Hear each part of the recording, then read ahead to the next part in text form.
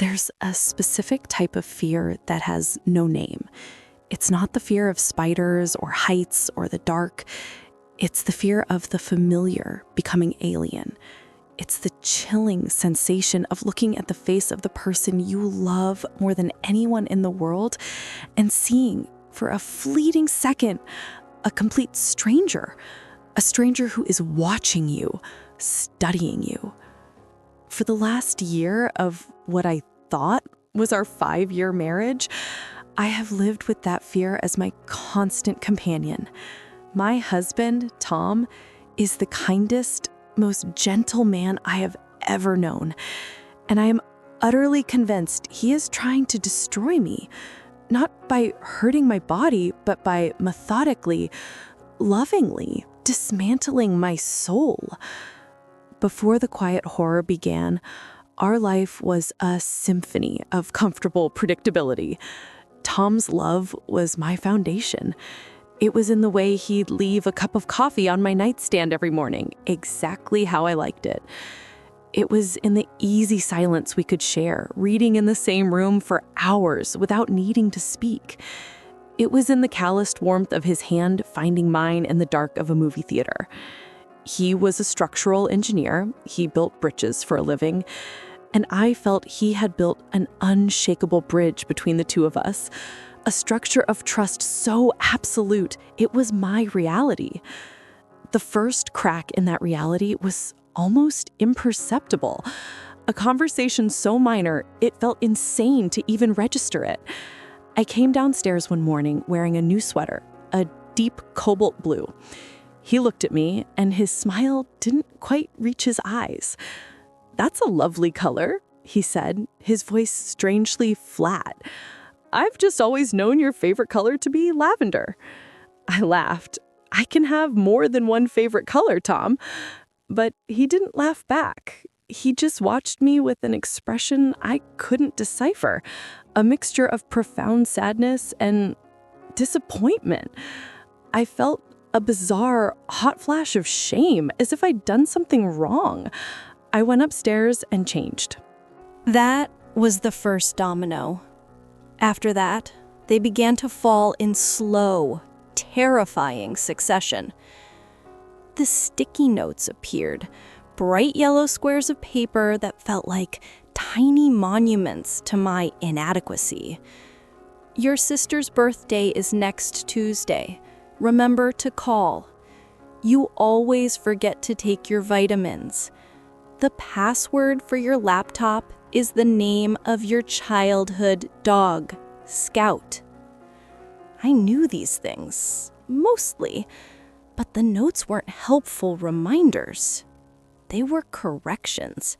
They were a constant, silent declaration that the person I was, in that moment, was faulty, defective. Then his obsession with the past intensified. He unearthed old photo albums, home videos, boxes of mementos. Our evenings became strange, curated performances of our own history. He would sit beside me, an old photograph in hand, and his voice would become that of a gentle interrogator. "Look at this one, Chloe, our first anniversary. Remember what you said to me when I gave you that locket?" He'd stare at me, his eyes wide with a desperate, pleading hope, waiting for me to recite a line from a script I didn't know I was supposed to have memorized. Every time I'd falter, every time I'd say, "I'm sorry, Tom, it's a bit fuzzy," I would watch the light in his eyes dim. I wasn't just his wife, I was his failing student. The worst part was the memory box, a heavy cedar chest in his study. It was his sanctuary and my personal hell. I watched him through a crack in the door one night. He wasn't looking at photos. He was holding an old, dried corsage to his nose, his eyes closed, as if trying to inhale a memory. He picked up a seashell from a trip we'd taken and rubbed his thumb over its smooth surface. He was communing with a ghost. The ghost of the real Chloe, a vibrant, perfect woman who remembered everything, who loved lavender sweaters, who was in every conceivable way better than me. My paranoia began to weave a narrative, a dark and intricate tapestry of what he was doing. He wasn't just grieving the past, he was actively trying to overwrite my present. I started to see his actions as a form of psychological warfare. I would deliberately defy the notes. I bought the wrong coffee. I played music he claimed I hated. Each time the reaction was the same, not anger, but a quiet, soul-crushing disappointment.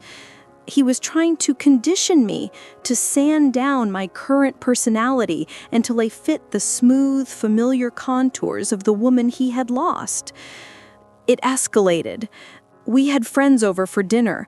I was telling a story and I mixed up a detail, the year we went to Italy. Tom corrected me, gently, with a small, apologetic smile to our guests. "You know, Chloe," he said, his hand resting on my arm, "her memory's like a sieve sometimes." The table laughed politely, but I felt like he had just slapped me. He was publicly declaring me as broken. He was isolating me, turning my own mind into an unreliable narrator in the story of my life. I began to question everything. Was I going crazy? Was this some kind of early onset dementia? Or was he the one who was sick, caught in a delusional grief, unable to accept that people change? I had to know. I had to find proof that I wasn't the one who was broken. The proof I found shattered me. It was in his desk, tucked away in a folder labeled personal. It was a laminated, official-looking document from a renowned neurological institute dated 2 years ago. It was a full patient workup. My name, my photo, my vital statistics, and a diagnosis section that contained a string of terrifying clinical terms. I scanned through them, my vision blurring, until I landed on a phrase that seemed to suck all the air out of the room. Profound global amnesia, secondary to severe traumatic brain injury. This was it, the centerpiece of his gaslighting. A forged, terrifyingly convincing document he could use to prove I was mentally incompetent. It wasn't just about forcing me to be someone I wasn't. It was about control. Maybe it was about money. Maybe he just wanted to own me, a living doll he could program with memories of his choosing.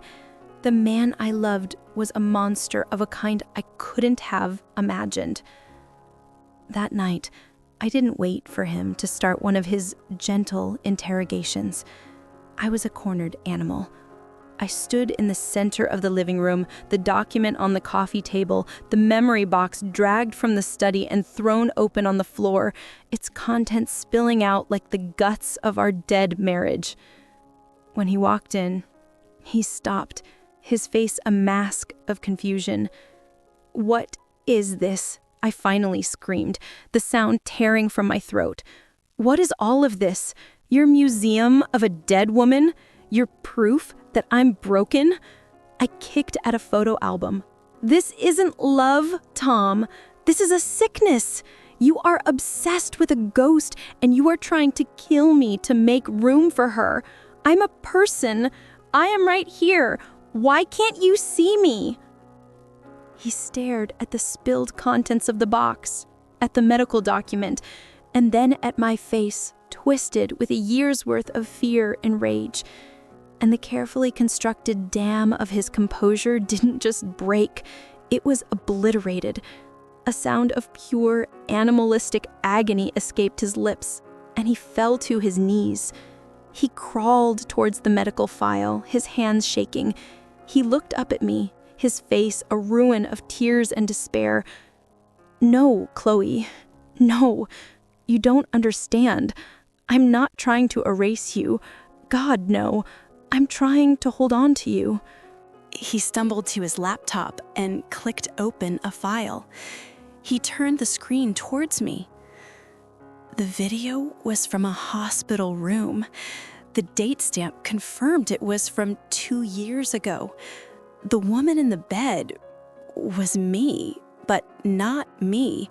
Her head was partially shaved, a thick scar arcing over her temple. Her eyes were vacant, empty. A doctor off screen was holding up a photo of our wedding day. "Chloe," the doctor's gentle voice said, "can you tell me who the man in this picture is?" I watched myself in the video. I watched as I stared at the picture of Tom, my husband, the love of my life, with the polite disinterest of a stranger. I watched myself shake my head, and then I heard myself speak, my voice a flat, hollow monotone. "He seems nice. Am I supposed to know him?" The reality that crashed down on me was not a wave. It was a collapsing universe. 2 years ago, returning from our 3rd anniversary celebration, a patch of black ice, a spinning car, the impact.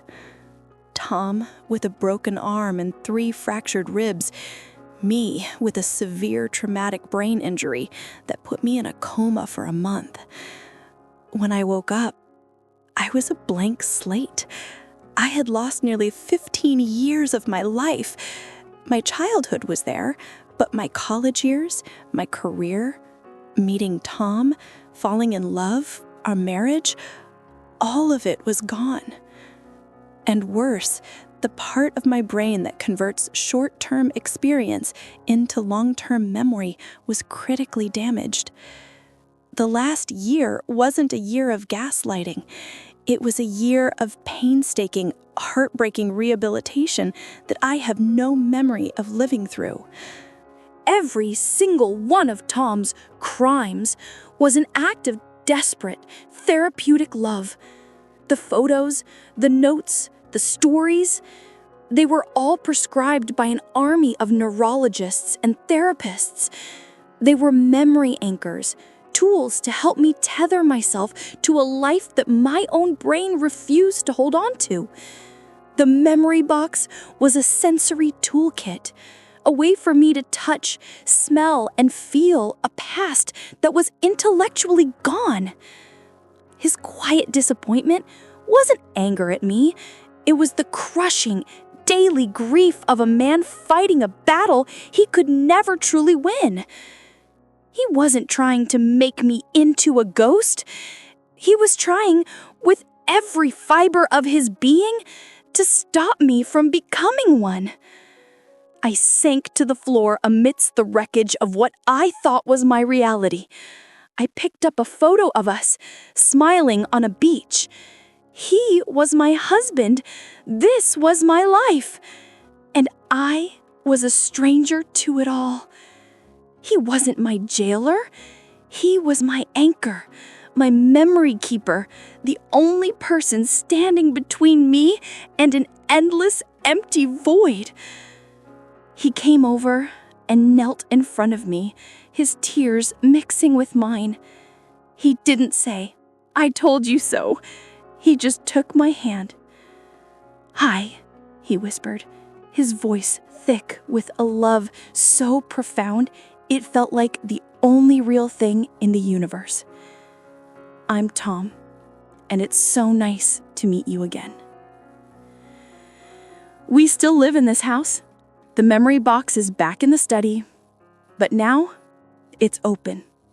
And at the end of every day, we sit together and we write in a journal. He tells me about our day, and I write it down so that the woman who wakes up tomorrow will have a chance to know the woman I was today. It is not a fairy tale. It is a slow, painful, beautiful reconstruction. And it is our love story.